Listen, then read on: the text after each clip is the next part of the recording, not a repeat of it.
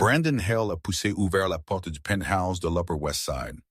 La douce lumière du matin se répandant dans le salon alors que la ligne d'horizon de Manhattan scintillait derrière lui. Sa veste de costume était froissée, sa cravate lâche, et la légère odeur du parfum de Sloane Whitmore s'accrochait toujours à son col, aigu, floral, impossible à cacher. Il a jeté un coup d'œil à sa Rolex, 5h17 du matin. Une autre nuit, travaillant tard. Un autre mensonge qu'il a dit trop facilement. Mais quelque chose n'allait pas. L'appartement était trop silencieux. Habituellement, à cette heure, Emily serait assise sur le canapé avec leur fils nouveau-né contre sa poitrine, le berçant doucement, fredonnant la même berceuse qu'elle avait apprise de sa grand-mère en Arizona. Brandon se plaignait toujours que la mélodie était trop triste, mais secrètement, c'était le seul son qui rendait leur maison vivante. Ce soir, rien. Pas de fredonnement, pas de douce respiration, pas de petites cris. Brandon fronça les sourcils, marchant plus profondément dans le salon. Le berceau qui normalement était par la fenêtre disparut.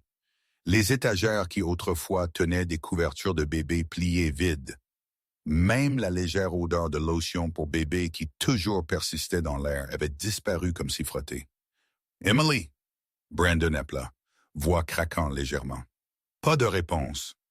Il se dirigea vers la cuisine, l'irritation montant, répétant des excuses pour pourquoi il n'était pas rentré, se préparant à blâmer Emily pour être trop sensible, la même façon qu'il toujours faisait. Mais alors il le vit. Sur l'île de cuisine en marbre, gisait une seule clé USB à côté de ses clés de maison. À côté de cela, une feuille de papier pliée, sa poitrine se serra. Il ouvrit la note avec des doigts tremblants. « Brandon, au moment où tu liras ceci, nous sommes partis. Je sais tout. Chaque mensonge, chaque nuit dehors. Tu ne nous trouveras pas. Mon avocat te contactera. » Emily, son cœur tomba.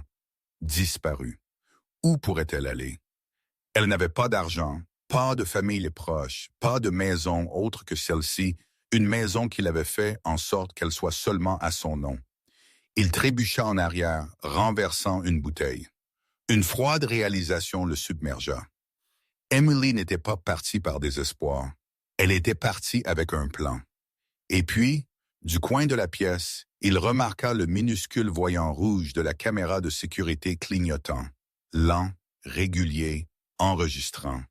Une angoisse montante se tordit dans ses entrailles alors qu'il murmura « Qu'as-tu fait, Emily? » Et puis il vit ce qui était sur la clé USB. 1 an avant qu'Emily Carter ne disparaisse avec son nouveau-né, elle est arrivée à New York avec un cœur plein d'espoir et une valise qui sentait encore l'air du désert d'Arizona. Elle avait épousé Brandon Hale seulement 3 mois plus tôt, un cadre financier ambitieux, impeccablement habillé, qui semblait savoir exactement où il allait dans la vie. Il ouvrait les portes, laissait des fleurs sur sa table de nuit et lui disait qu'il admirait sa force en tant qu'infirmière aux urgences. À l'époque, elle le croyait. Tout le monde le faisait. Leur nouveau penthouse dans l'Upper West Side semblait être un rêve qu'elle n'avait pas mérité. Des fenêtres du sol au plafond donnaient sur Central Park, la lumière du soleil se répandant sur les parquets de chêne poli. Brandon l'avait fait passer par chaque pièce comme un agent immobilier fier, disant « Ceci est notre nouveau départ, monsieur. » Mais elle n'avait pas remarqué parce qu'elle ne regardait pas que chaque document qu'il signait ne portait que son nom. Au début, la vie semblait ordinaire et chaleureuse. Emily travaillait des corps exigeants aux urgences, rentrait à la maison pour trouver Brandon, cuisinant des pâtes tout en faisant défiler des emails sur son MacBook Pro. Il lui embrassait le front, murmurait qu'elle travaillait trop dur et plaisantait en disant qu'elle devrait le laisser s'occuper d'elle pour toujours. Elle riait à l'époque. Elle ne voyait pas la graine de contrôle cachée dans le compliment. La première fissure est apparue quand elle a manqué un dîner à cause d'une chirurgie d'urgence de dernière minute à l'hôpital. Le sourire de Brandon s'est effondré la seconde où elle est entrée par la porte. « Tu m'as fait passer pour peu fiable », dit-il calmement, presque trop calme. Emily s'excusa. Elle avait sauvé la vie de quelqu'un, mais l'explication sembla l'irriter davantage. Cette nuit-là, il dormit sur le canapé. Pourtant, elle se convainquit que c'était le stress. Il essayait d'obtenir une promotion à la firme de biotechnologie. Réunion tardive, présentation sous haute pression, réseautage incessant. Elle ne voulait pas être la raison de son échec. Des mois plus tard, quand elle a découvert qu'elle était enceinte, elle a couru vers lui avec le test encore en main, riant et pleurant. Brandon l'a serré dans ses bras, mais son sourire n'atteignait pas ses yeux. « Nous y arriverons, dit-il, comme si la grossesse était un obstacle, pas une bénédiction. Et pourtant, pendant un temps, il a essayé. Il a assisté aux visites chez le médecin, a préparé des smoothies tous les matins et même acheté une minuscule paire de chaussettes de bébé bleu marine qu'Emily gardait sur sa table de nuit. Mais à mesure que son ventre grandissait, Brandon devenait distant, plus froid, plus occupé. Il a commencé à travailler tard, 3, 4, parfois 5 fois par semaine.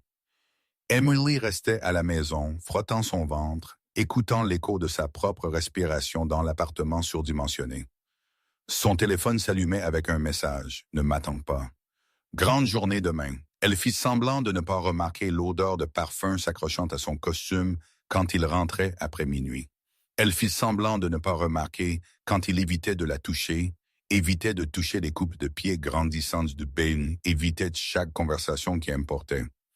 Elle se disait que les mariages avaient des saisons, des hauts et des bas. Ce qu'elle ne savait pas, ce qu'elle ne pouvait pas savoir, c'est que la trahison de Brandon avait déjà commencé bien avant l'arrivée du bébé, et la femme responsable était sur le point d'entrer directement dans la vie d'Emily. La nuit où Emily vit Sloan Whitmore pour la première fois, New York scintillait avec le genre de froid hivernal qui faisait scintiller les trottoirs comme du verre brisé. Brandon avait insisté pour qu'ils assistent à un gala de réseautage au Langham sur la 5e avenue. « C'est bon pour ma carrière », avait-il dit, ajustant ses boutons de manchette sans la regarder. Emily, enceinte de 6 mois, portait une simple robe bleu nuit.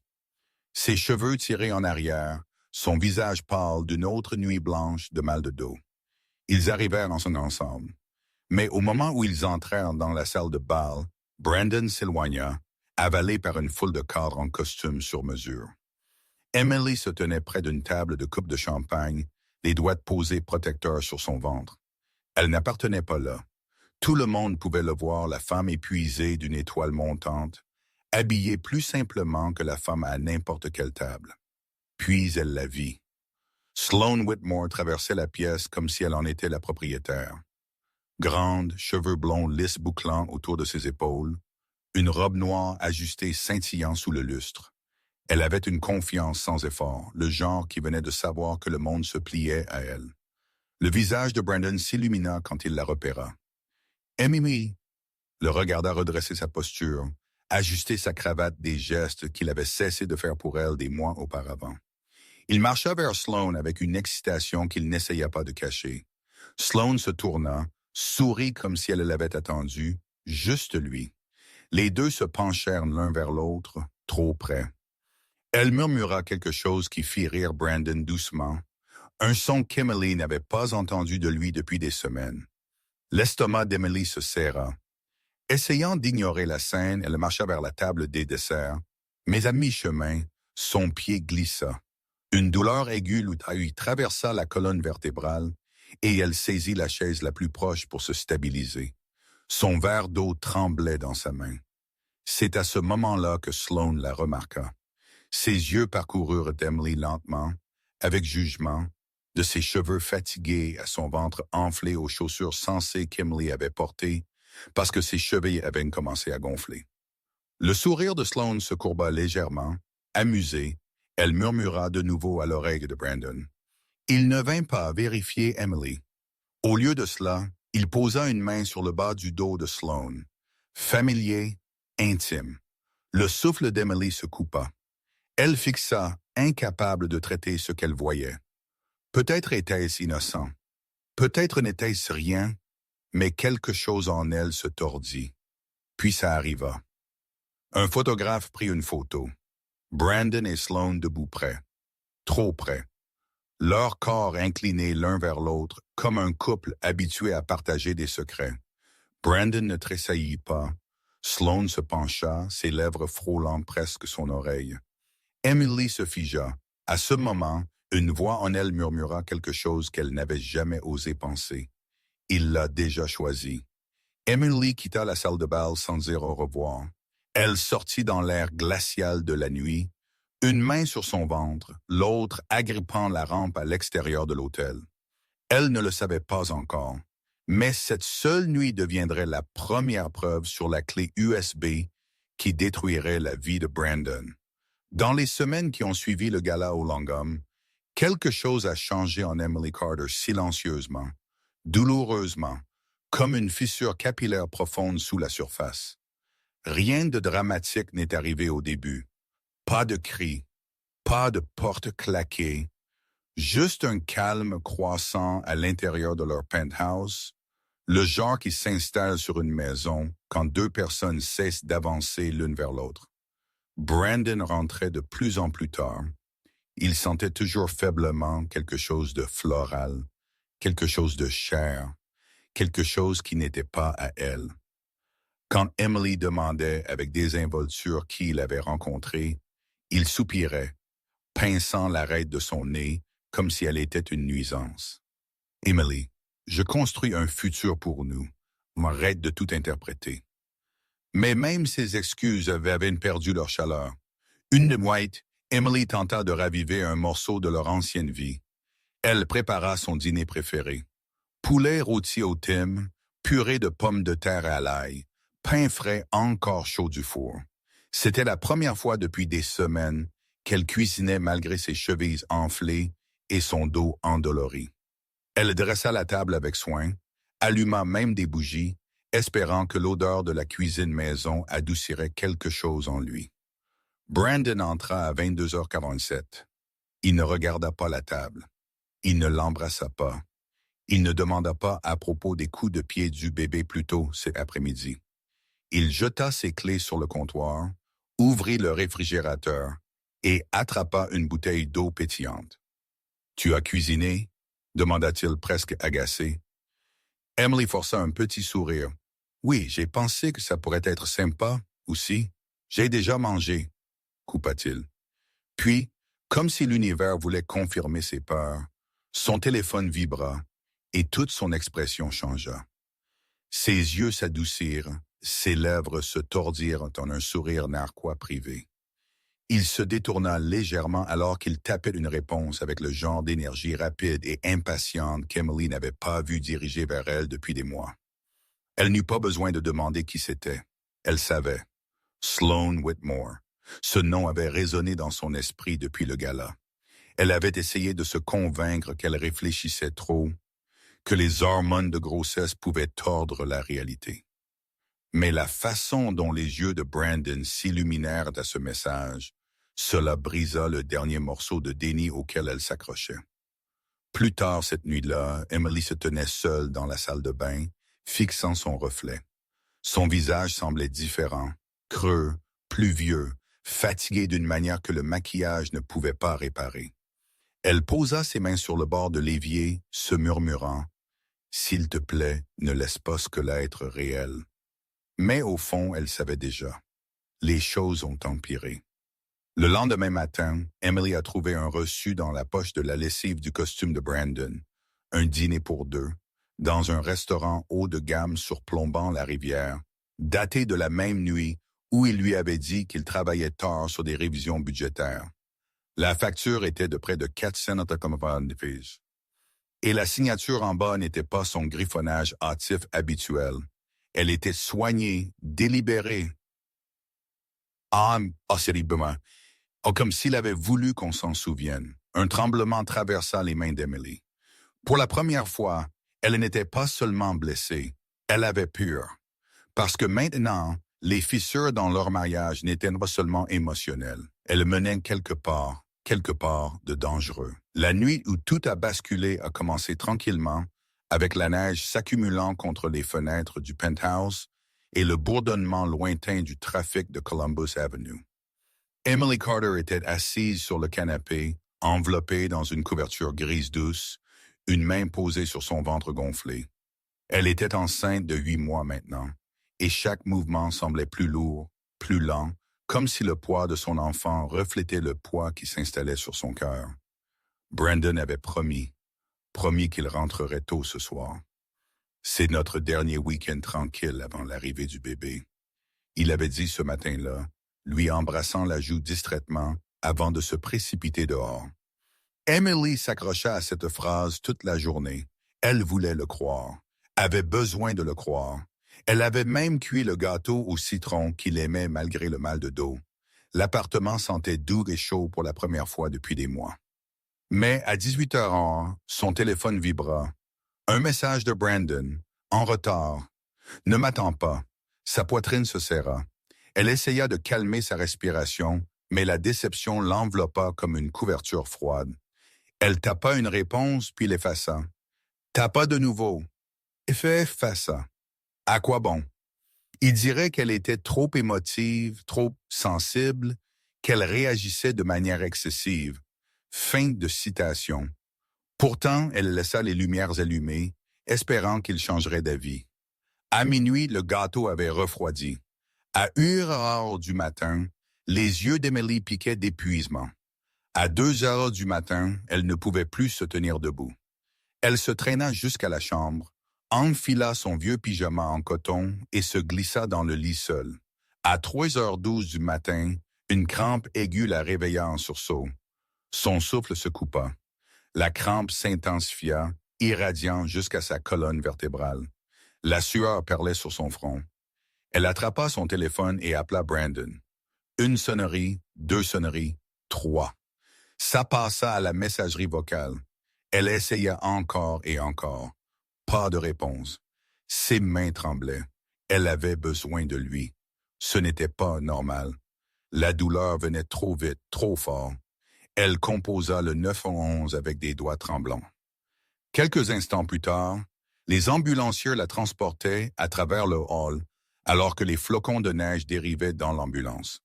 Sa vision se brouilla. Elle ne cessait de demander son mari. « Il est en route, n'est-ce pas? Il devrait arriver. Il a promis qu'il rentrerait tôt.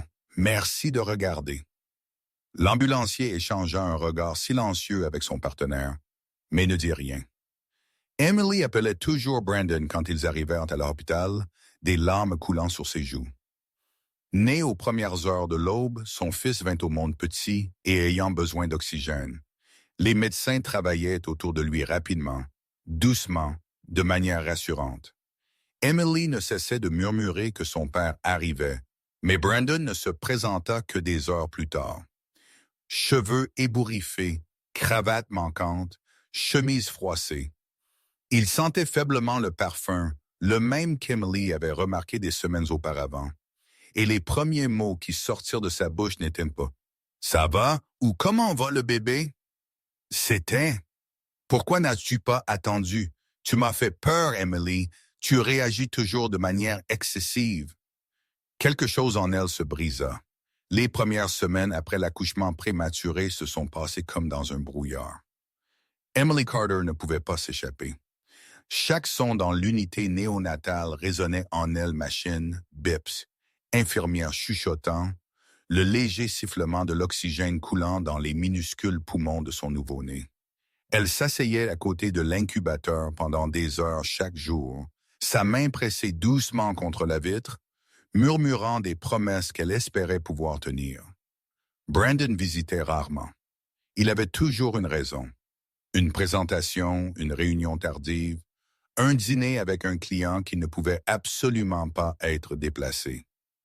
Quand il apparaissait, ce n'était que pour quelques minutes, debout, raide, au pied du berceau, faisant défiler son téléphone pendant qu'Emily berçait leur fragile fils dans ses bras.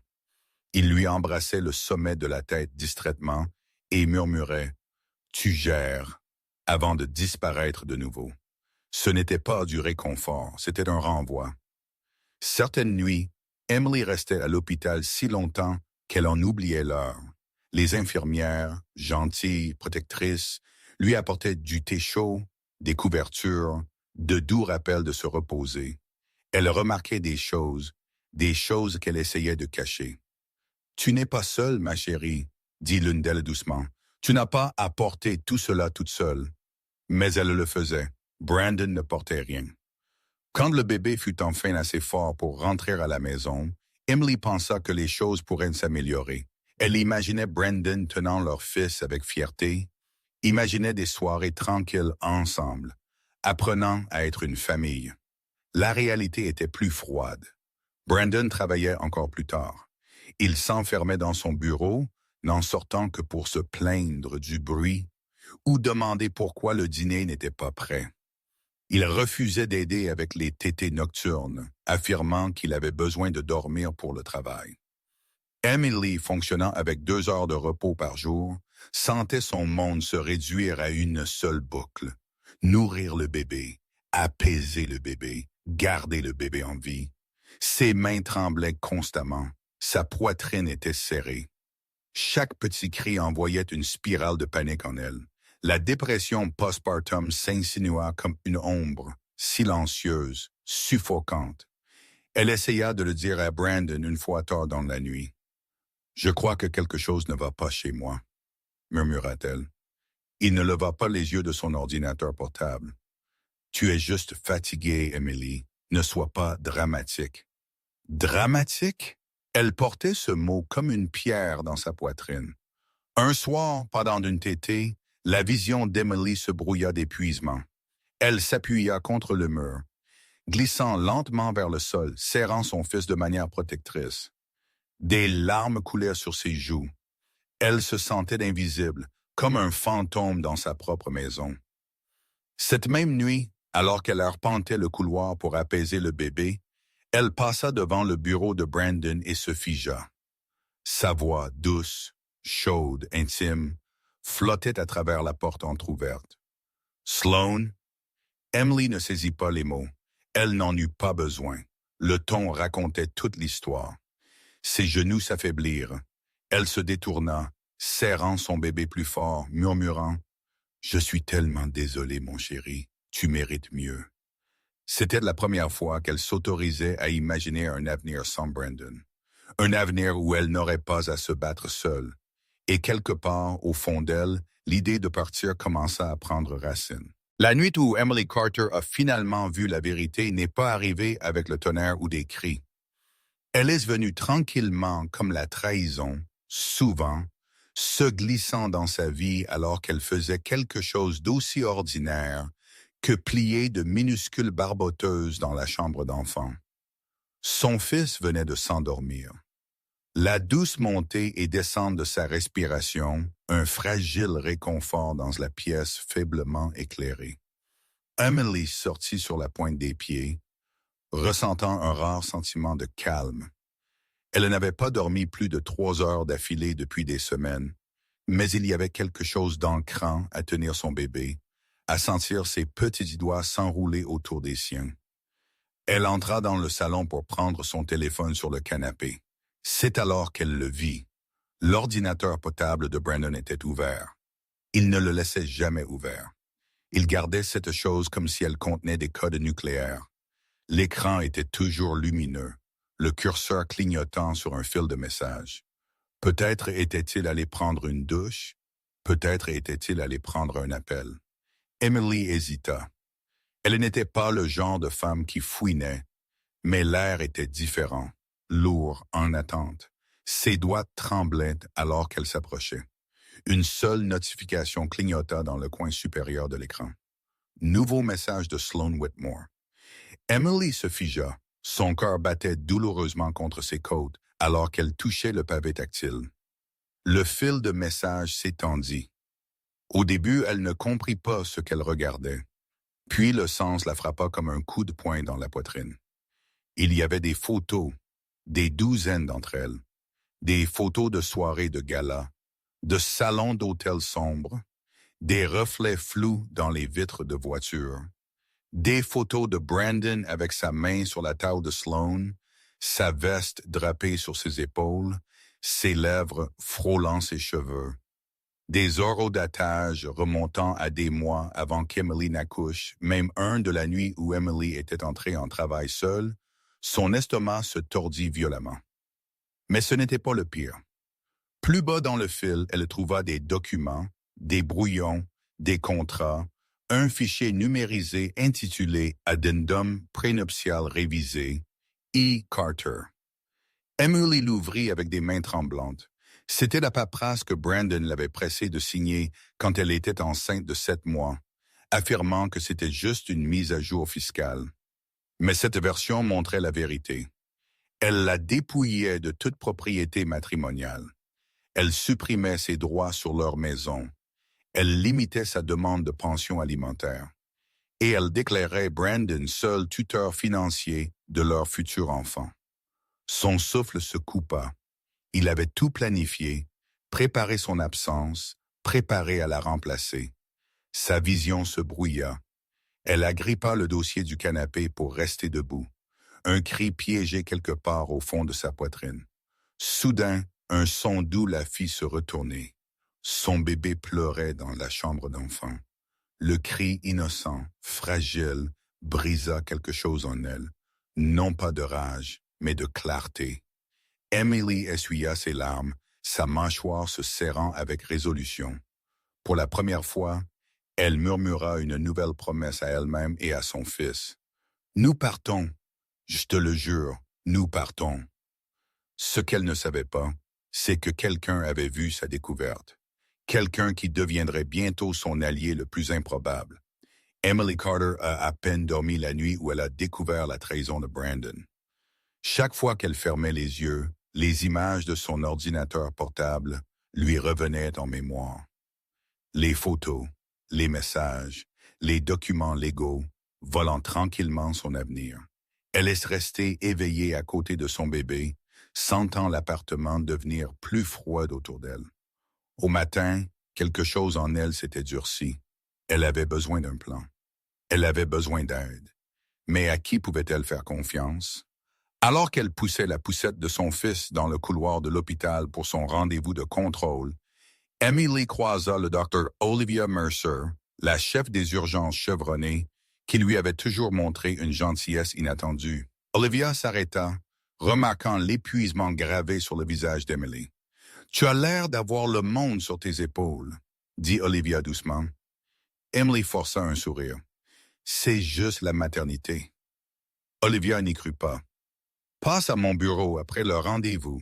Pas de pression. » Emily hocha la tête bien qu'elle ne soit pas sûre de le faire. Raconter à qui que ce soit ce qu'elle avait vu lui donnait l'impression de se tenir au bord d'une falaise.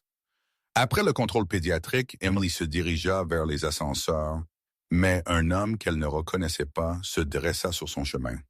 Grand, cheveux foncés, légèrement grisonnants, un costume un peu trop décontracté pour un avocat, mais des yeux assez perçants pour lire une pièce en quelques secondes. « Emily Carter » demanda-t-il doucement. Son pouls s'accéléra.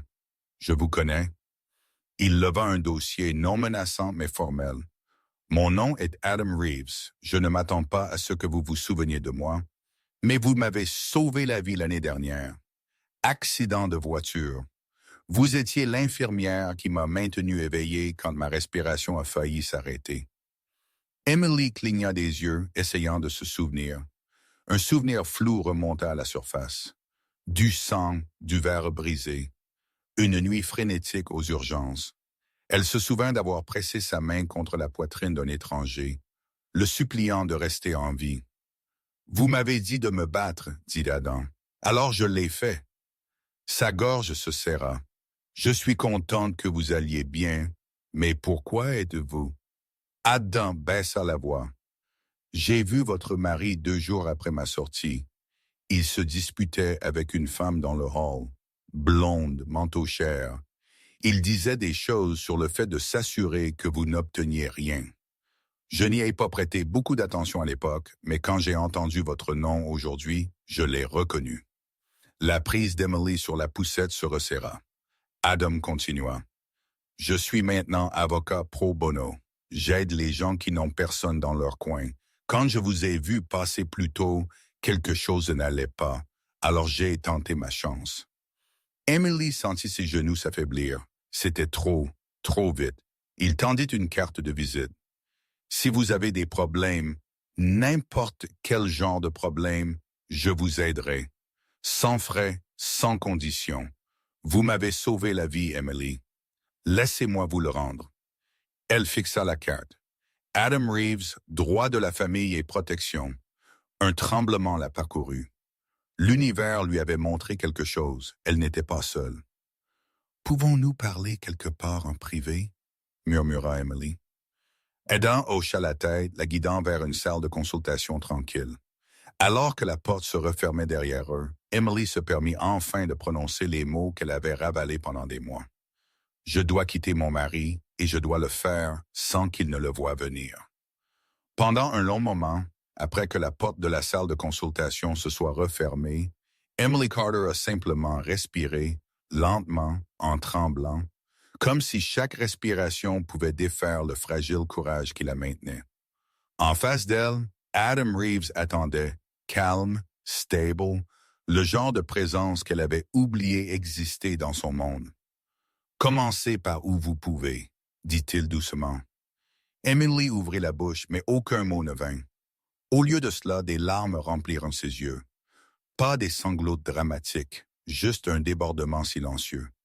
Comme de l'eau glissant à travers des fissures qu'elle avait essayé de sceller trop longtemps. Elle les essuya rapidement, embarrassée, la voix d'Adam s'adoucit. « Vous êtes en sécurité ici. Prenez votre temps. » Alors elle le fit. Pièce par pièce, Emily déroula la vérité. Les nuits tardives, le parfum, les photos, les messages, les documents légaux destinés à l'effacer. Adam n'interrompit pas. Il écouta avec une intensité qui la fit se sentir vue. Vraiment vue pour la première fois depuis des mois. Quand elle eut fini, il expira lentement. « Emily, votre mari a planifié de tout prendre, y compris votre fils. » La pièce s'inclina légèrement. Elle agrippa la table. « Mais, » continua Adam fermement, « il n'a pas encore réussi, et si vous agissez stratégiquement, non émotionnellement, vous pouvez gagner cela. » Elle déglutit difficilement. « Comment? » Adam se pencha en avant, sortant un bloc-notes de son dossier. « Premièrement, vous avez besoin de copies de chaque document que vous avez trouvé. Captures d'écran, scans, tout ce qui prouve l'intention. Deuxièmement, ne le confrontez pas même subtilement. Il doit croire que rien n'a changé. » Emily hocha la tête, la peur se tordant en elle. « Troisièmement, dit Adam, tapotant son stylo, vous aurez besoin d'un endroit sûr où aller le moment venu. Quelque part où il ne pourra pas vous suivre. C'est le genre d'homme qui cherchera. »« C'est la partie que je n'ai pas, » murmura-t-elle. Adam hésita, puis offrit quelque chose d'inattendu. « J'ai une amie, Evelyn Monroe. Elle dirige une fondation privée qui aide souvent les femmes à se reconstruire après avoir quitté des situations abusives. Je pense qu'elle vous aiderait, surtout avec un enfant impliqué. » Emily fixa. « Mais je ne la connais même pas. »« Vous n'avez pas besoin de la connaître, » dit Adam. « Je m'en occuperai. » Le poids sur sa poitrine s'allégea juste un peu. Il continua à énumérer les étapes.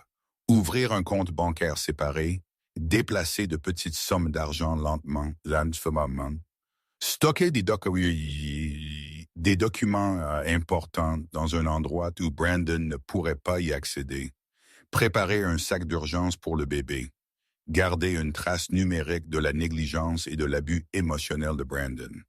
Chaque instruction semblait être une bouée de sauvetage. Mais alors Adam dit quelque chose qui la glaça. « Et Emily, vous ne pouvez pas échouer. Si Brandon réalise ce que vous faites, il essaiera d'obtenir la garde. Les hommes comme lui ne perdent pas avec grâce. » Un tremblement la parcourut. « J'ai peur, » murmura-t-elle. « Je sais, » répondit-il, « mais vous êtes plus forte que vous ne le pensez. Vous avez survécu à l'accouchement seul. Vous avez pris soin de votre fils sans aide. Ceci, il tapota les notes. Ceci est juste la prochaine étape. » Emily regarda son bébé endormi dans la poussette, ses petits doigts recourbés, paisibles, inconscients de la tempête autour de lui. Je le ferai, dit-elle finalement, pour lui. Adam hocha la tête, une ombre de soulagement traversant son visage. Puis il ajouta quelque chose qui troubla Emily, bien qu'elle ne pût pas encore comprendre pourquoi. Brandon ne verra pas cela venir, mais quelqu'un d'autre pourrait. Il se tendit, avant qu'elle ne puisse demander ce qu'il voulait dire. Un léger coup frappa les interrompit. Une infirmière apparut. « Emily, quelqu'un est là pour vous voir. » Emily fronça les sourcils. « Qui? » L'infirmière hésita. Elle dit « Son nom est Sloan. » Pendant une seconde, Emily pensa qu'elle avait mal entendu l'infirmière, mais le nom résonna dans l'étroit couloir de l'hôpital comme une cloche d'avertissement. « Sloan ici. » Adam se redressa, son expression s'aiguisant instantanément. « Ne réagis pas, » murmura-t-il. « Elle peut sentir la peur. » Est-ce que nul et fraîche, le cœur d'Emily battait contre ses côtes alors que Sloan Whitmore entrait dans l'embrasure de la porte, posé, soigné, enveloppé dans un manteau de designer beige qui ressemblait plus à une armure qu'à un vêtement. Ses cheveux blonds étaient parfaitement bouclés, ses lèvres peintes d'un rouge doux de femme qui avait bien dormi et vécu confortablement. L'opposé d'Emily. Emily Carter, dit Sloan, souriant avec le genre de douceur qui cache toujours le venin. J'espère que ce n'est pas un mauvais moment. Si des exigences, Emily déplaça instinctivement la poussette plus près d'elle, protégeant son bébé. Adam se plaça entre elles. Ceci est une consultation privée. Vous n'êtes pas autorisé ici. Sloan le reconnut à peine. Ses yeux restèrent fixés sur Emily, étudiant, évaluant, cataloguant chaque faiblesse. « Détendez-vous, » dit-elle froidement. « Je ne suis pas ici pour causer des problèmes. »« C'est tout ce que tu causes, » dit Emily doucement. Le sourire de Sloan tressaillit mais ne se brisa pas. « Je suis ici parce que Brandon est inquiet. Vous n'avez pas répondu à ses appels. » Entré 7 appels, Emily vérifia son téléphone. 12 appels manqués de Brandon il y a des heures. Bien sûr, il n'avait pas appelé pour s'excuser ou demander comment allait leur fils. Il avait appelé parce qu'il sentait un changement. Les prédateurs savent toujours quand la proie change de direction. Sloan entra plus profondément dans la pièce. « Brandon m'a demandé de vous parler de femme à femme. Nous sommes tous des adultes ici. Nous pouvons être courtois. » Adam ricana. « Vous devriez partir avant que la sécurité ne vous escorte. » Mais Emily leva une main tremblante. « C'est bon, c'est la mendicité. » Adam lui lança un regard d'avertissement, mais recula, restant proche. Sloan croisa les bras, sa voix tombant dans un ton destiné uniquement à Emily. « Vous êtes dépassé. N'importe qui peut le voir.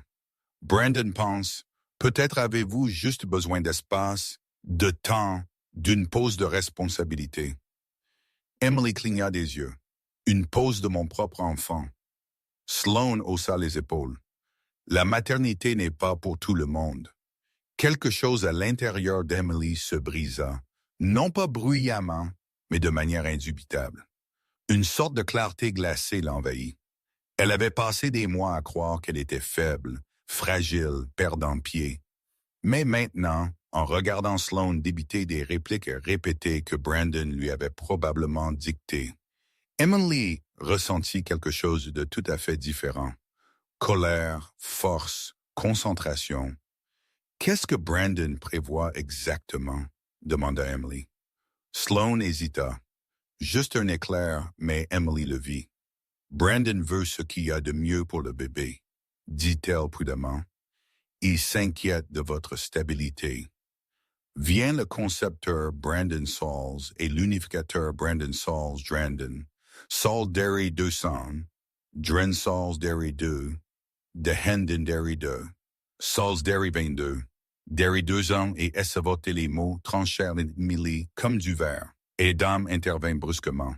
« Nous avons terminé ici. » Sloan se tourna pour partir, mais avant de franchir le seuil, elle jeta un coup d'œil en arrière, sa voix douce, mais cinglante. « Vous devriez penser à ce qui est de mieux pour votre fils. Brandon est capable.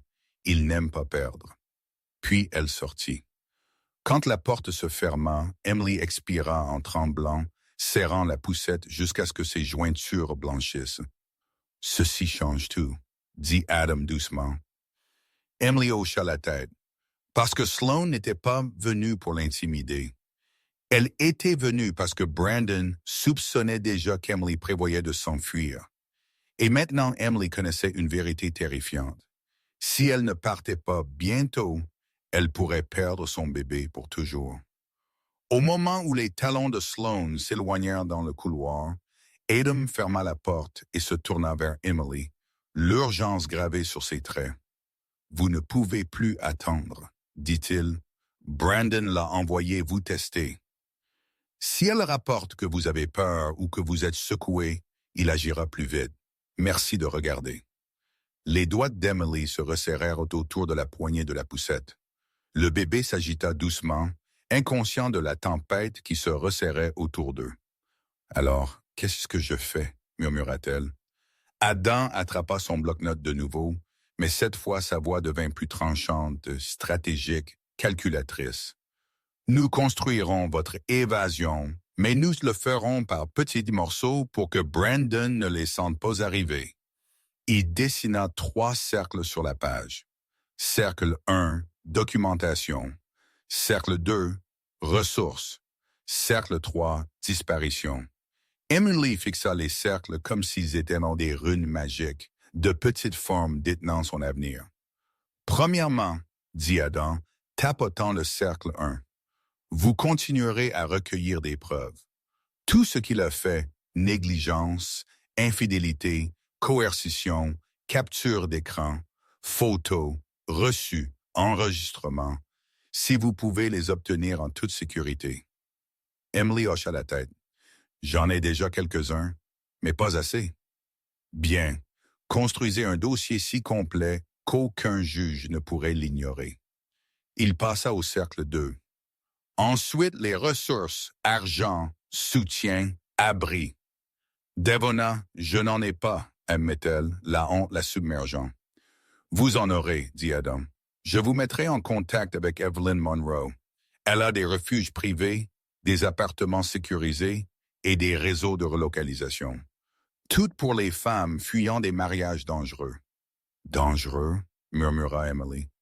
Adam rencontra son regard. « Emily, un homme qui prépare des documents légaux pour vous dépouiller de vos droits avant la naissance du bébé est dangereux. Un homme qui envoie sa maîtresse vous intimider est dangereux. Vous devez nommer la menace pour y survivre. » Un frisson froid parcourut sa peau. « Et le dernier cercle ?» demanda-t-elle. Adam hésita. « Votre disparition. Au moment où vous quitterez cet appartement, vous devrez disparaître proprement. Pas de médias sociaux, pas d'adresse de réexpédition, pas de traces qu'ils puissent suivre. » Emily déglutit difficilement. « Je devrais le faire quand il sera parti. »« Oui, » dit Adam, « et il part toujours entre 7h et 7h20 du matin en semaine. Vous aurez une fenêtre de 13 minutes avant le changement de quart du portier. » La précision du plan l'effrayait et l'ancrait. « Mais Emily, » continua Adam doucement, « avant tout cela, vous avez besoin de soutien émotionnel. Quelqu'un qui comprend le genre d'homme que Brandon est. Quelqu'un qui a été là où vous êtes. » Emily fronça les sourcils. « Qui? » Il referma le bloc-notes et se pencha en arrière. « Dr. Olivia Mercer. » Le nom adoucit quelque chose en elle, comme une lumière clignotant dans l'obscurité. « Elle a remarqué, » dit Adam. « Elle voit les signes et elle se soucie plus que vous ne le réalisez. » La gorge d'Emily se serra. « Si je lui raconte tout, il n'y aura pas de retour en arrière. »« Exactement, » répondit Adam. « Vous cesserez de survivre seul. » Emily regarda son minuscule fils, son visage détendu, paisible. Elle se pencha et embrassa son front. Puis elle se redressa, les yeux plus clairs qu'ils ne l'avaient été depuis des mois. « Organisez le rendez-vous avec Evelyn, » dit-elle, « et je parlerai à Olivia ce soir. » Adam hocha la tête, le soulagement mêlé d'admiration. « Alors votre évasion commence maintenant. » Emily attendit devant le bureau du Dr. Olivia Mercer longtemps après que les couloirs de l'hôpital se soient vidés, les lumières fluorescentes bourdonnant doucement au-dessus d'elle. Son bébé dormait dans la poussette à côté d'elle, ses minuscules respirations régulières et chaudes. Emily toucha sa couverture comme pour s'ancrer. Ce soir comptait. Ce soir déciderait si elle s'enfonçait davantage ou remontait. Entrez, appela la voix d'Olivia à travers la porte. Emily entra. Olivia était assise derrière son bureau, portant toujours ses blouses, les cheveux attachés en un chignon lâche, les lunettes posées sur le bord de son nez. Son expression s'adoucit dès qu'elle vit Emily. « Vous avez l'air de n'avoir pas dormi depuis des semaines, » dit Olivia doucement. « Asseyez-vous. Dites-moi ce qui se passe. » Emily s'assit. Ses mains tremblaient. Sa voix ne vint pas au début. Elle regarda son fils, puis de nouveau la femme qui l'avait encadré pendant certaines des nuits les plus difficiles de sa vie aux urgences. « Quelque chose ne va pas, » murmura Emily. Olivia hocha la tête, ne remplissant pas le silence d'hypothèse. « Commencez lentement. » Et Emily le fit. Elle lui parla des nuits tardives de Brandon, de l'accouchement qu'il avait failli manquer, des SMS, du parfum, de la froideur, du document légal qu'elle avait été trompée à signer, de Sloan apparaissant à l'hôpital comme un avertissement du futur. Chaque mot était tremblant, mais quand elle commença, elle ne put s'arrêter. Des mois de peur se déversèrent d'elle comme un barrage qui cède. Quand elle eut fini, Olivia se pencha en arrière, expirant profondément. « Emily, je connais cette histoire, » dit-elle doucement. « Trop bien. » Emily fronça les sourcils. « Que voulez-vous dire? » Olivia retira ses lunettes, révélant des yeux fatigués. « Il y a des années, j'étais mariée à un homme comme Brandon. Charmant, réussi, calculateur. Il a convaincu le tribunal que j'étais instable, m'a enlevé ma fille et a utilisé le système pour la garder. J'ai passé 20 ans à reconstruire ma vie des ruines qu'il a laissées. » Le souffle d'Emily se coupa. Elle n'avait jamais su. Olivia continua, la voix basse et régulière. « Les femmes comme nous ne sont pas seulement blessées, elles sont effacées, à moins que nous ne nous battions avant que le piège ne se referme. » Emily sentit le poids de ces mots s'installer dans ses os. « Adam Reeves m'a dit, vous pourriez comprendre, » murmura Emily. Un soupçon de sourire toucha les lèvres d'Olivia. « Non mais bon, il a sauvé plusieurs femmes de situations comme la vôtre, et il a raison. Vous avez besoin de l'aide de personnes qui ont survécu à la même guerre. » Les yeux d'Emily se remplirent. « J'ai peur. »« C'est manœuvre. »« Bien, » dit Olivia doucement. « La peur vous garde alerte, mais ne la laissez pas vous paralyser. Laissez-la vous guider. » Elle se leva, se dirigea vers une armoire et en sortit un dossier. À l'intérieur se trouvaient des formulaires, des listes de contrôle, des numéros d'urgence, des lieux de refuge, des outils de cryptage et un guide de relocalisation étape par étape. « J'ai fait ça il y a des années, » expliqua Olivia. « Je n'aurais jamais pensé le donner à quelqu'un que j'aime autant. » Emily déglutit. « Alors, vous pensez que je devrais partir? » « C'est, » dit Olivia, posant une main sur celle d'Emily, « que si vous restez, Brandon prendra votre enfant et il vous brisera pour le faire. » Le silence tomba, puis Olivia ajouta, sa voix tremblant de vieille blessure. « Ne le laissez pas vous faire ce qui m'a été fait. » Emily ferma les yeux. Quand elle les ouvrit, quelque chose avait changé. La résolution. « Alors aidez-moi à partir, » dit-elle. Olivia hocha la tête une fois. « Je le fais déjà. »« Je vous remercie. » Emily Carter n'avait jamais réalisé à quel point une fermeture éclair pouvait être bruyante avant d'essayer d'en fermer une au milieu de la nuit, priant pour qu'elle ne résonne pas à travers les murs du penthouse. Son bébé dormait dans le berceau à côté d'elle, sa petite poitrine montant et descendant, inconscient que sa vie était tranquillement emballée dans des sacs destinés à l'évasion. Le dossier d'Olivia était ouvert sur le lit, des listes de contrôle surlignées, des étapes de relocalisation, des contacts d'urgence. Emily les relut encore et encore, calmant ses mains tremblantes. Première étape, rassembler l'essentiel. Deuxième étape, retirer discrètement les objets sentimentaux. Troisième étape, cacher les documents à l'extérieur de la maison. Quatrième étape, ne laissait aucune lacune visible. Simple sur le papier, terrifiant en pratique. Elle commença par les vêtements du bébé, roulant chaque barboteuse serrée et les glissant derrière ses poules d'hiver dans la valise. Elle n'en retira que quelques-uns à la fois, jamais assez pour que Brandon le remarque. Les couches, elle les cacha dans son fourre-tout de travail. Les boîtes de lait maternisées, elle les glissa dans un sac d'épicerie et les plaça derrière les lessives dans le placard du couloir jusqu'à ce qu'elle puisse les faire sortir une par une. Chaque mouvement semblait une trahison. À se racle la gorge 2h14 du matin, elle se faufila dans le salon. Les fenêtres du sol au plafond projetaient une faible lumière argentée sur les meubles. L'ordinateur portable de Brandon était posé sur le bureau, fermé maintenant, ses secrets enfermés. Son téléphone vibra avec une notification, le nom de Sloan brillant dans l'obscurité comme une sirène. Emily serra la mâchoire. Elle alla à la cuisine et récupéra les documents qu'elle avait cachés plus tôt.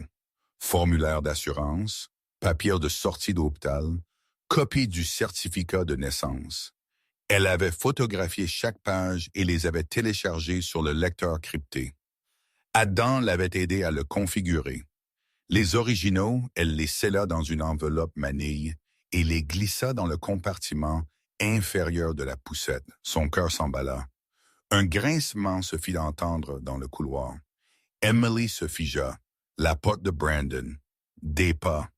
Elle attrapa la poussette et se glissa dans la salle de bain, fermant la porte silencieusement. Son souffle se coupa alors que Brandon passait, sa silhouette traversant le couloir, pieds nus, torse nu, à moitié endormi. « Emily, marmonna-t-il d'une voix pâteuse, où es-tu allée? » Elle serra fort la poussette de son fils, priant pour qu'il ne se réveille pas et ne pleure pas. Brandon erra dans la cuisine, ouvrit un placard et but directement d'une bouteille d'eau avant de trébucher de nouveau vers le lit, ne remarquant jamais la mince ligne de lumière sous la porte de la salle de bain. Quand ses pas s'estompèrent, Emily permit à ses poumons de libérer le souffle qu'elle retenait. Des larmes montèrent, non pas de peur, mais de clarté. Elle ne pouvait pas survivre comme ça. Son fils ne pouvait pas grandir comme ça. Quand elle émergea, le penthouse semblait le même que jamais. Mais pour Emily, il ressemblait à la maison d'un étranger. Froid, aux arrêts de vivre, hostile. Joe avait fini d'emballer le dernier article, une petite couverture crochetée faite par sa grand-mère. La seule chose dans l'appartement qui donnait encore une sensation de sécurité. À 4h07 du matin, elle ferma le dernier compartiment et murmura à son bébé endormi. « Juste un petit peu plus longtemps, mon chéri. Nous sommes presque libres. » Parce que l'évasion n'allait pas arriver un jour. Elle allait arriver bientôt. Et rien, absolument rien, ne l'arrêterait. 3 jours avant qu'Emily ne prévoie de disparaître, une tempête s'abattit sur Manhattan, violente, tranchante, faisant claquer les fenêtres du penthouse comme des coups d'avertissement du destin lui-même. Emily tenait son bébé endormi serré contre elle, son petit corps chaud contre sa poitrine, tandis que le tonnerre grondait au loin. Cette nuit semblait dangereuse. Brandon avait annulé un voyage d'affaires à la dernière minute, prétextant une crise avec un client. Il arpentait le salon avec un verre de whisky à la main. Agité, suspicieux, imprévisible. Emily pouvait sentir le changement en lui, la façon dont il la regardait du coin de l'œil, la façon dont ses questions devenaient plus précises. « Où as-tu été ces derniers temps? » demanda-t-il soudain, faisant tournoyer la glace dans son verre. Emily se retourna lentement, forçant le calme dans sa voix.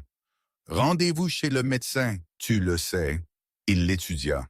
Trop longtemps, trop intensément, puis il s'approcha, brossant un morceau de peluche de son pull avec une tendresse forcée qui lui donnait la chair de poule. « Tu sembles distraite, dit-il. Tu caches quelque chose? » Son souffle se coupa. Chaque instinct lui criait de fuir, mais elle leva le menton. « Je suis épuisé, Brandon. » Rien d'autre. Il y eut un sourire narquois, comme s'il ne la croyait pas. Quand il se dirigea finalement vers la chambre, Emily s'affaissa contre le mur, inspirant des respirations tremblantes. Elle berça doucement son bébé jusqu'à ce que son rythme cardiaque ralentisse. Elle avait besoin de temps. Elle avait besoin d'espace. Elle avait besoin qu'il parte. Mais cette nuit-là, quelque chose a mal tourné. À 23h23, alors qu'Emily rangeait discrètement des documents médicaux dans un sac à langer, la voix de Brandon éclata de la chambre. « Emily, viens ici. » Son cœur s'emballa. Elle se précipita, le pouls battant la chamade. Brandon se tenait à côté de son tiroir de commode à moitié ouvert, tenant d'une pile de vêtements de bébé pliés qu'elle avait lentement retirés pour l'évasion. « Ceux-ci n'étaient pas là hier, dit-il froidement. Emily se figea. « Je suis en train d'organiser et de nicher, dit le pédiatre. Je devrais me préparer. » Il inclina la tête, l'examinant comme une proie. « Drôle, parce qu'on dirait que tu es en train de faire tes bagages. » Les mots tranchèrent dans l'air.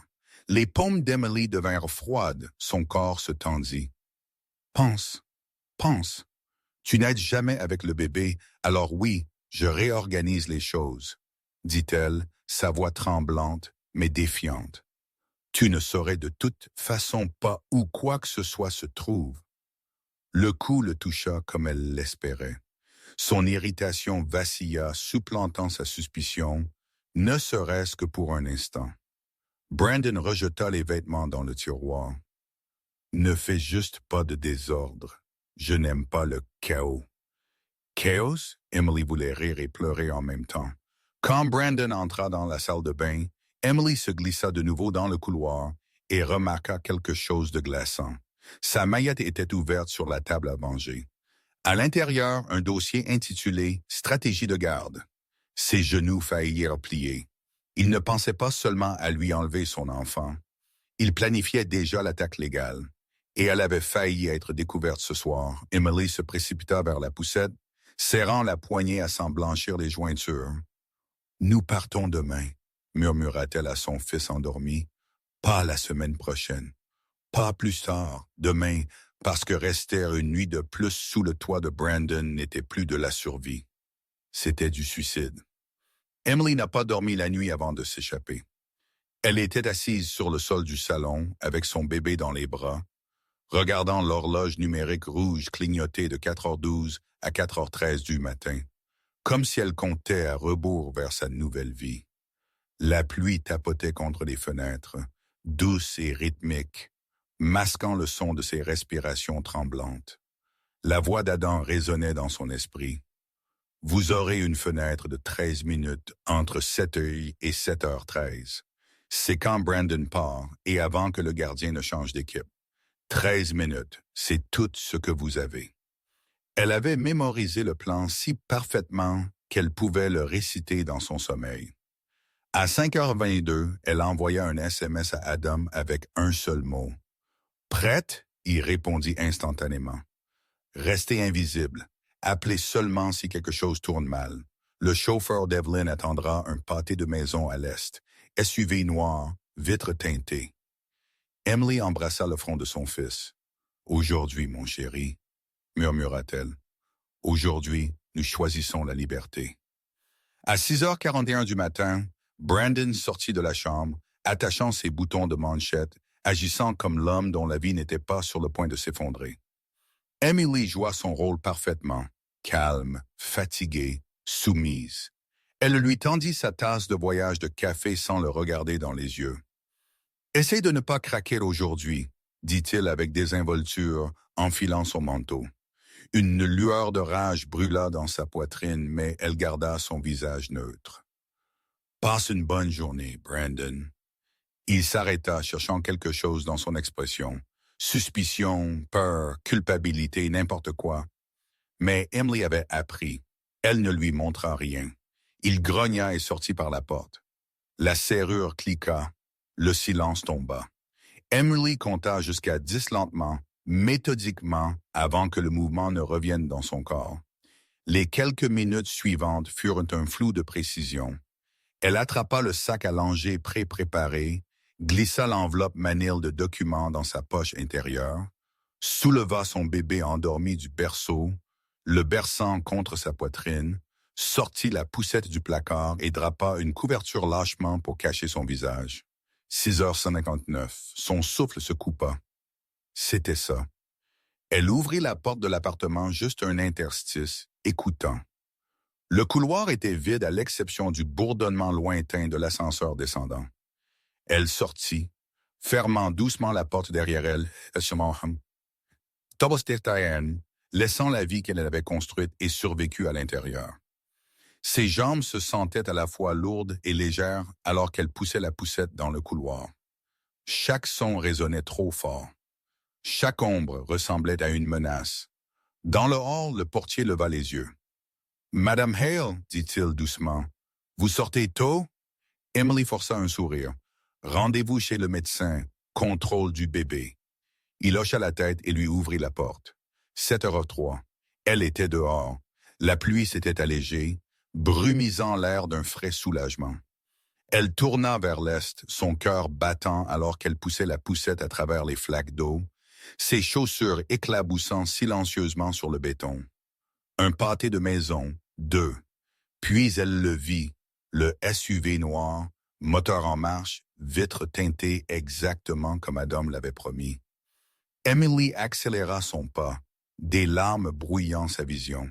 7h11 du matin. Il restait 2 minutes. La porte arrière s'ouvrit. Une voix de femme murmura, stable et chaleureuse. « Emily, je suis Evelyn. Vous êtes en sécurité maintenant. Entrez. » Emily entra, laissant derrière elle la cage que Brandon lui avait construite.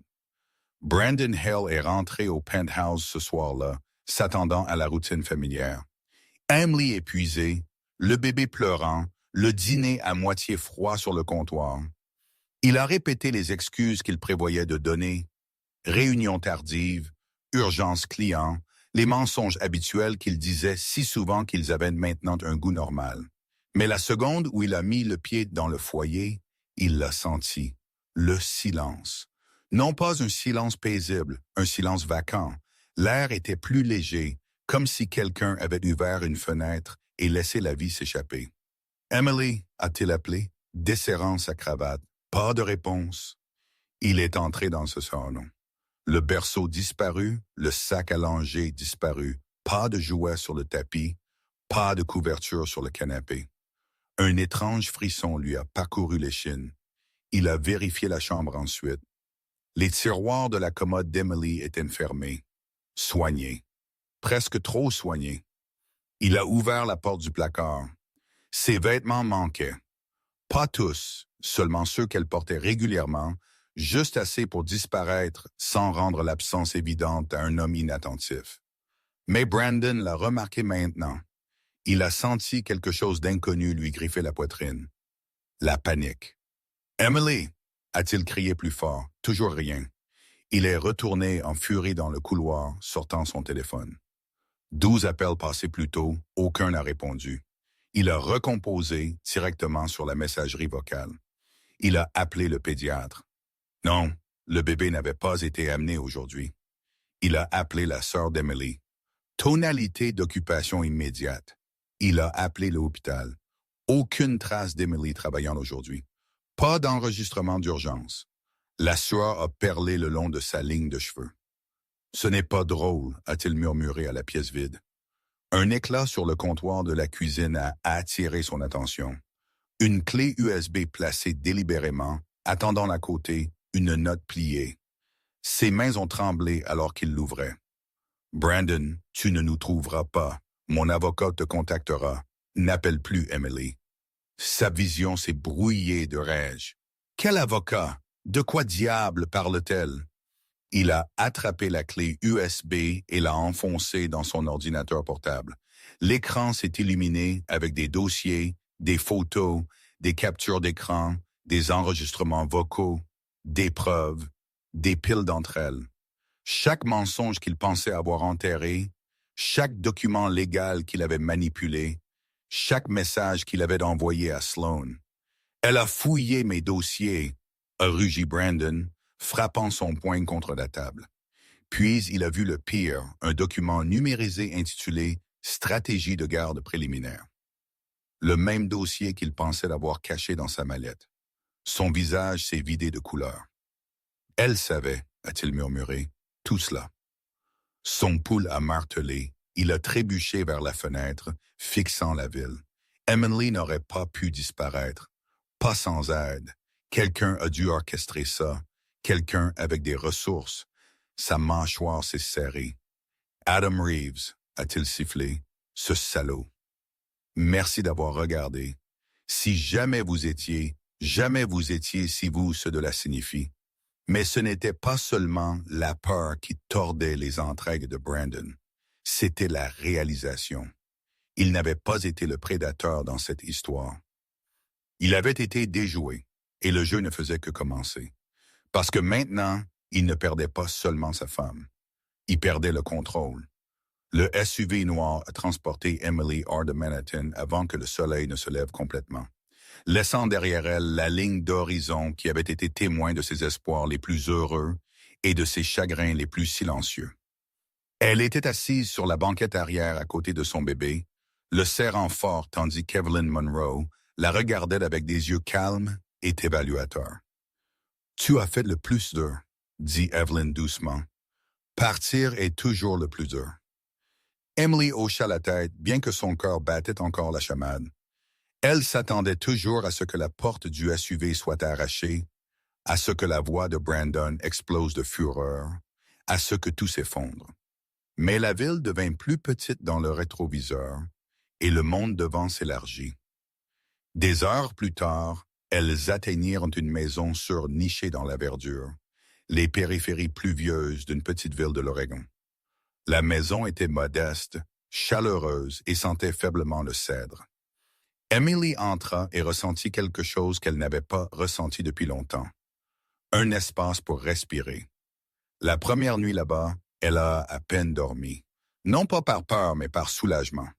Evelyn lui a donné un téléphone prépayé, une pièce d'identité temporaire sous son nom de jeune fille et une petite enveloppe d'argent d'urgence. « C'est la procédure standard », a-t-elle dit. « Les pistes écrites sont dangereuses.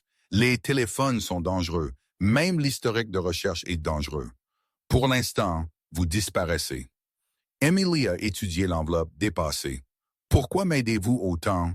Vous ne me connaissez même pas. » L'expression d'Evelyn s'est adoucie. « Je connais le type de votre mari. J'ai passé ma vie à retirer des hommes comme lui de positions où ils peuvent blesser des gens. Et les femmes comme vous me rappellent ma fille. » Emily a cligné des yeux. « Votre fille? » Evelyn a hésité, une ombre vacillant derrière ses yeux. Elle n'a pas réussi à s'en sortir à temps. Le silence est tombé comme une pierre. Emily a touché le dessus de la douce tête de son bébé. « Je suis tellement désolée. » Evelyn a hoché la tête, se ressaisissant. « Alors, quand je peux aider quelqu'un à s'échapper, je le fais. Et quand je peux les aider à se reconstruire, je le fais aussi. » Au cours de la semaine suivante, Emily a appris à vivre sans être vue. Elle a utilisé son nom temporaire, Emily Carter Monroe, dans toutes les interactions locales. Elle a promené son bébé sur des sentiers forestiers tranquilles au lieu des rues bondées. Elle a mémorisé les sorties de secours. Elle a laissé ses cartes de crédit intactes. Chaque nuit, elle a envoyé un courriel à Ad via un portail crypté pour envoyer des mises à jour. En retour, Adam a envoyé des rapports d'avancement. Une ordonnance de restriction temporaire a été déposée. Une requête en matière de garde était en cours. Les preuves étaient sécurisées. Brandon était déjà en spirale. Emily a lu chaque message 2 fois. Un après-midi, en berçant son bébé près de la fenêtre, Lily a murmuré « Nous sommes en sécurité maintenant, mon chéri. » Mais alors que les mots quittaient ses lèvres, elle a réalisé quelque chose. La sécurité n'était pas la fin de l'histoire. La sécurité n'était que le début. Elle avait besoin d'un but, d'un avenir, d'un moyen de se tenir debout seule. Et c'est alors qu'Evelyn l'a approchée avec un dossier. À l'intérieur se trouvaient des offres d'emploi dans une start-up d'IA médicale en expansion vers l'Oregon. Compatible avec le travail à distance, horaire flexible, expertise infirmière préférée. « Je pense, » a dit Evelyn, « que vous êtes prête pour plus que la survie. » Emily a senti son cœur s'accélérer. Pour la première fois depuis des mois, elle s'est permis d'imaginer une vie non construite dans la peur, mais dans la possibilité. La première fois qu'Emily Carter est entrée dans le petit bureau d'IA médical en Oregon, elle s'est sentie comme une impostrice. Le bâtiment était niché entre un café et une librairie tranquille. Rien de comparable aux imposants couloirs d'hôpital qu'elle parcourait autrefois à Manhattan. Son bébé était dans un porte-bébé pressé contre sa poitrine, chaud et calme, inconscient que sa mère était sur le point de recommencer. Evelyn marchait à côté d'elle, projetant de la confiance comme un bouclier. « Vous n'êtes pas ici en tant que cas de charité », rappela-t-elle à Emily. « Vous êtes ici parce que vous êtes intelligente, capable, et parce que votre expérience peut faire gagner des années d'erreur à cette entreprise. » Emily hocha la tête, bien que le doute flottait dans sa poitrine. À l'intérieur du bureau, une douce lumière naturelle remplissait la pièce.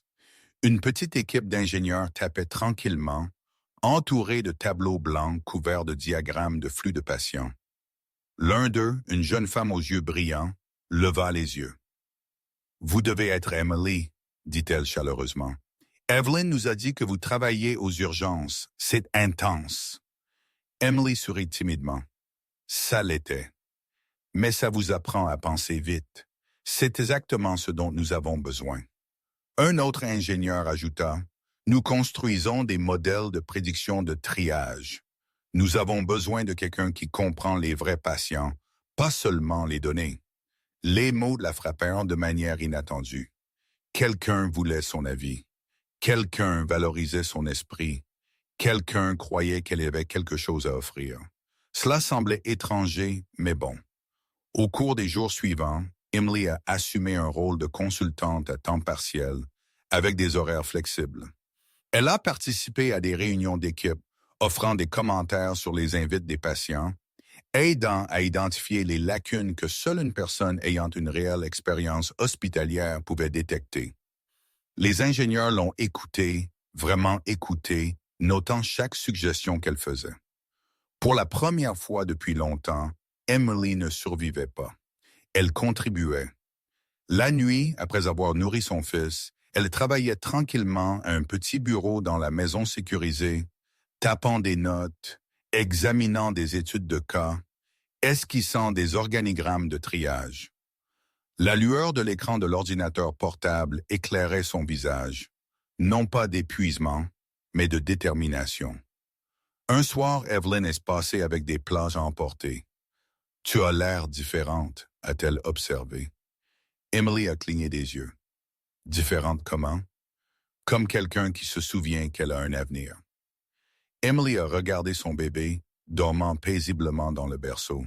« Je veux construire quelque chose pour lui, quelque chose de stable, quelque chose que je contrôle. » Evelyn a souri. « Et tu le feras. » Plus tard cette semaine-là, Adam a appelé via la ligne cryptée.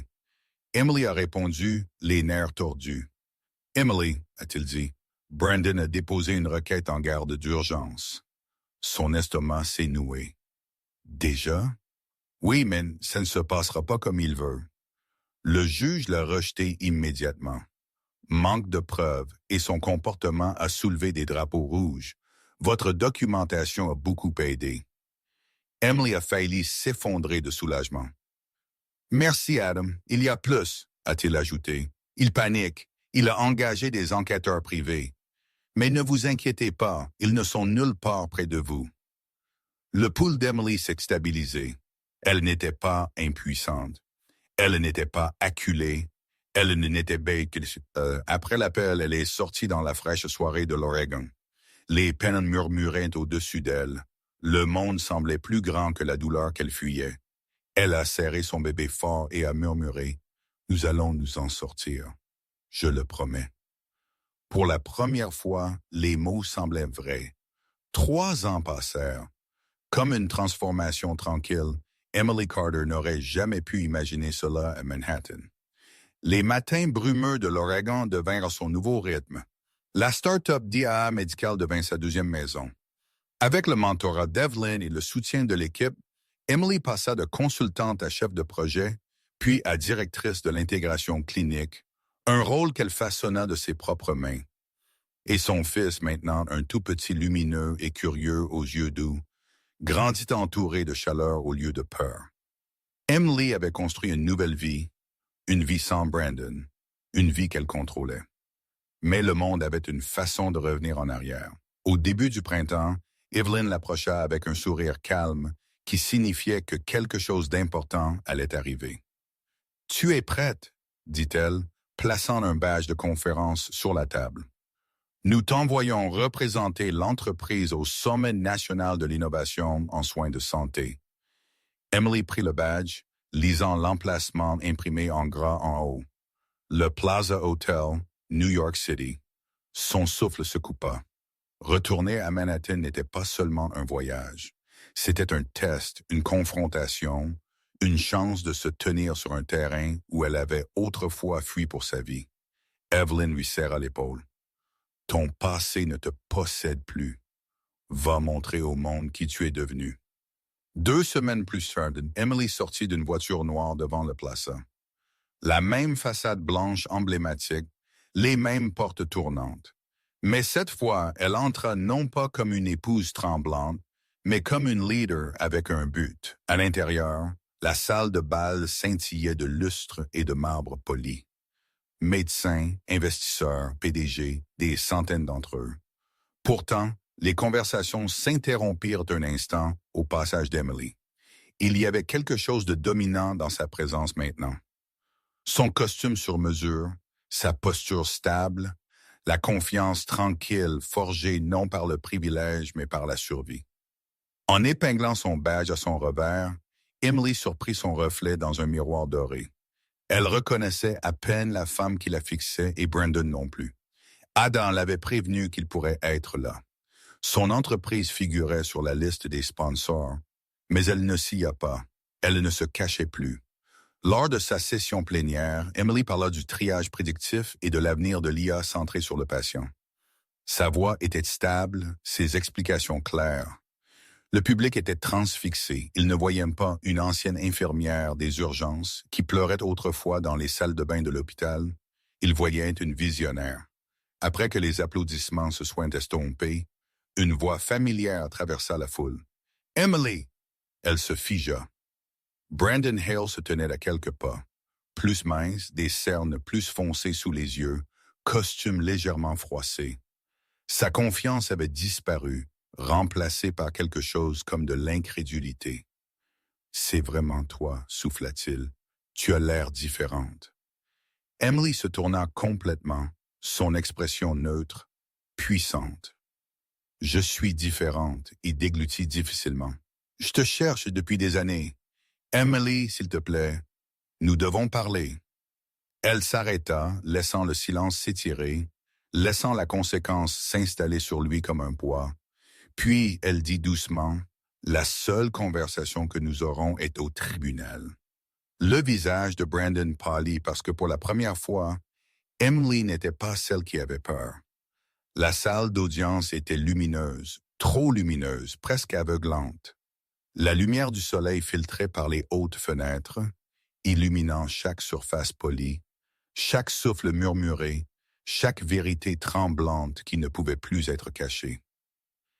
Emily Carter était assise à côté d'Adam Reeves, le dos droit, les yeux calmes.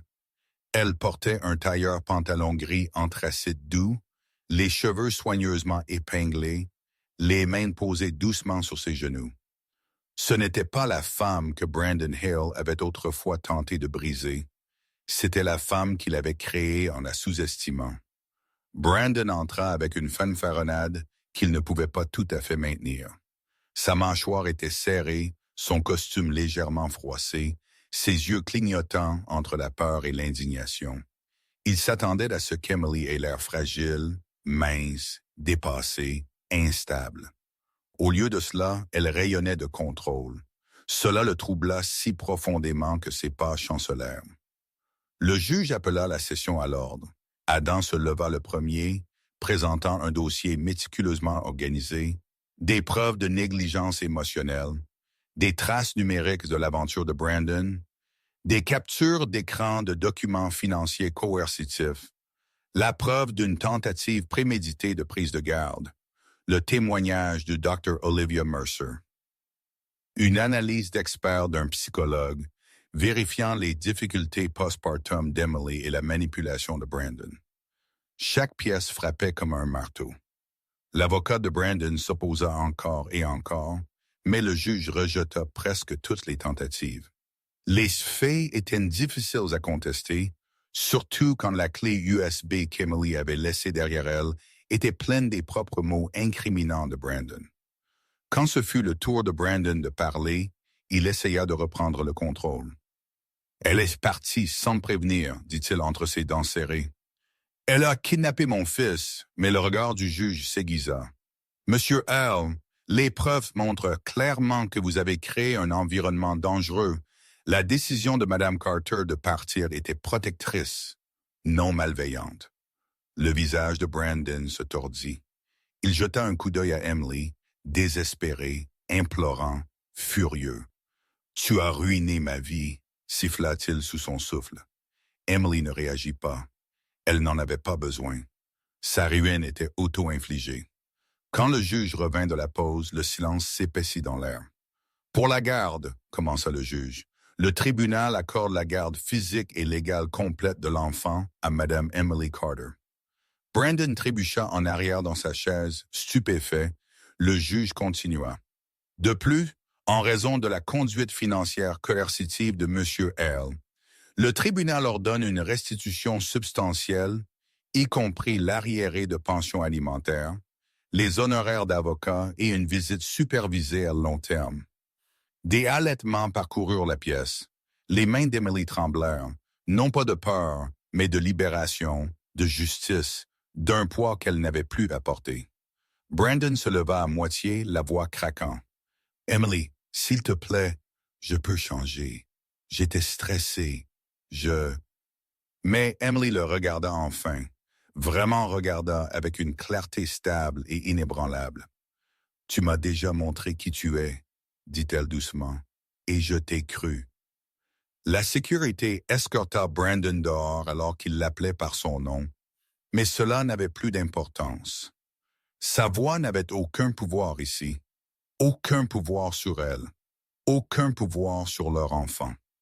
Quand la porte se referma derrière lui, Adam se tourna vers elle, les yeux chaleureux. « C'est fini, » murmura-t-il. Emily expira profondément, une respiration qui était due depuis des années. Dehors, la lumière du soleil l'inonda alors qu'elle soulevait son fils dans ses bras. Evelyn attendait sur les marches, souriant fièrement. Pour la première fois, l'avenir ne lui semblait pas être quelque chose dont elle devait s'échapper. Il lui semblait être quelque chose qu'elle avait gagné. Emily regarda devant elle, le cœur stable, la voix pleine. « Nous sommes libres maintenant, » murmura-t-elle à son fils, « et nous ne regardons pas en arrière. » « D'accord, mes merveilleux amis. Alors, l'histoire a enfin pris fin. Et si vous êtes toujours là, toujours à écouter, toujours à ressentir chaque instant avec nous, alors quelque chose dans ce voyage a dû toucher votre cœur d'une manière que seule la vraie vie peut faire. L'histoire d'Emily porte une vérité que beaucoup d'entre nous oublient. La force n'est pas bruyante, la survie n'est pas glamour, et la guérison n'est pas instantanée. Mais comme le stoïcien Marc Aurèle l'a écrit un jour, l'obstacle à l'action devient l'action. Les choses destinées à nous briser deviennent souvent les choses mêmes qui nous construisent. Nous avons vu une femme traverser la trahison, la peur, la solitude et recommencer à partir de rien. Et c'est la leçon que nous pouvons tirer dans nos propres vies. Vous êtes autorisé à quitter ce qui vous blesse. Vous êtes autorisé à vous reconstruire.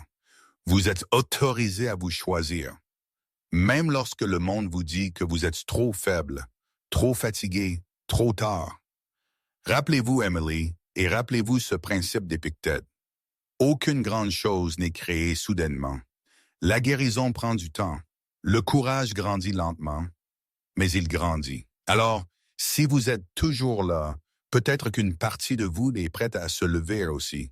Et si cette histoire vous a touché ne serait-ce qu'un peu, aimez-la, partagez-la avec quelqu'un qui pourrait avoir besoin de ce rappel. Et n'oubliez pas de vous abonner à notre chaîne. Nous avons plus d'histoires, plus de leçons et plus de guérisons qui vous attendent. Vous n'êtes